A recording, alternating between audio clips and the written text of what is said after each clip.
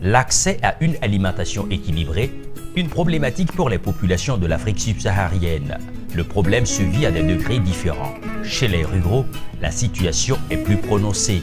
Au Burkina Faso, le combat est porté par l'Institut de l'environnement et de la recherche agricole INERA. Depuis des décennies, il poursuit des actions en faveur de l'agriculture. Secteur déterminant, on le sait, pour le futur du pays. À travers son projet Agra Patates Douces, l'Institut a mis sur le marché 5 variétés de patates douces à chair orange en 2014 et s'apprête à mettre 5 autres nouvelles variétés de patates douces à chair orange, PDCO, au profit des consommateurs. Mon objectif, c'est toujours de créer des patates douces désormais plus riches en éléments nutritifs, capables de corriger l'ensemble des faiblesses nutritionnelles, des carences qui est relevée dans beaucoup de rapports, donc au niveau du Burkina et dans la zone sahélienne. C'est l'une des espèces qu'on peut cultiver facilement, que n'importe qui peut avoir accès.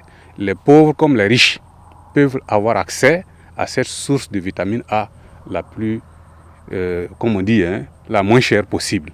Donc voilà pourquoi nous nous sommes mis là-dedans. C'est facile à cultiver, ça se cultive un peu partout, pour peu qu'il y ait une florimétrie d'au moins 600 mm. La patate douce à chair orange a également été choisie en raison de son fort potentiel économique et de sa contribution à la sécurité alimentaire.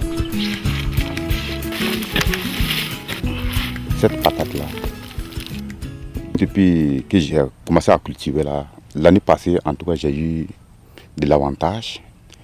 C'est pour cela, cette année, je me suis engagé encore à cultiver. Ça m'a arrangé totalement.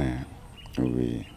Je vois la patate là, en tout cas, sincèrement dit, si tu trouves qu'un chargement de la patate locale là, et puis la moitié du camion là, donc je vois que la moitié de cette variété là dépasse le chargement de la variété locale.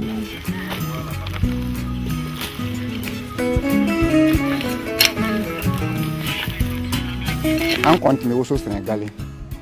Mais comme on l'aura au Sénégal. Il y a de cela 3 ans, l'INERA nous a amené une nouvelle variété de patates, la patate douce à chair orange, PDCO. Cette variété est d'un grand apport économique pour nous producteurs. Elle permet aussi de lutter contre la malnutrition.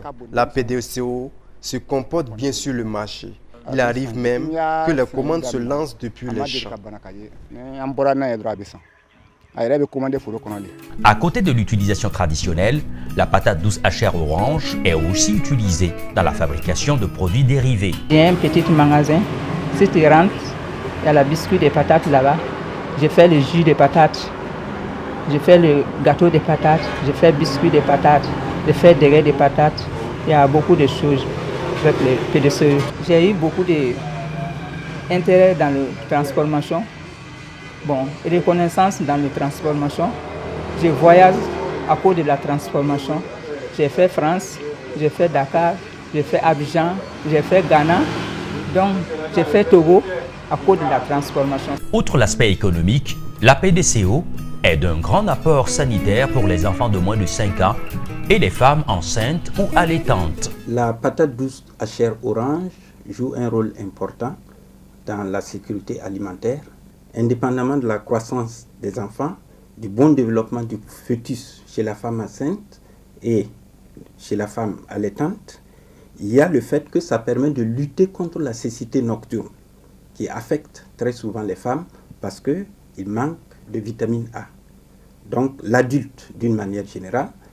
Et il faut noter également que c'est un aliment très énergétique dont l'homme a besoin pour réaliser tous les travaux dans les champs et en général. Mais également, il faut noter que 125 grammes de patates douces à chair orange couvrent les besoins nutritionnels quotidiens chez un enfant de moins de 5 ans. La production et la consommation de la patate douce à chair orange a un double objectif, celui de la santé et du bien-être de la famille. Toute chose qui répond à la politique de l'INERA, éradiquer la faim au Burkina Faso. Une politique qui permettra aux populations de se prendre en charge en développant des comportements vertueux en matière de santé, d'éducation et de protection de l'environnement.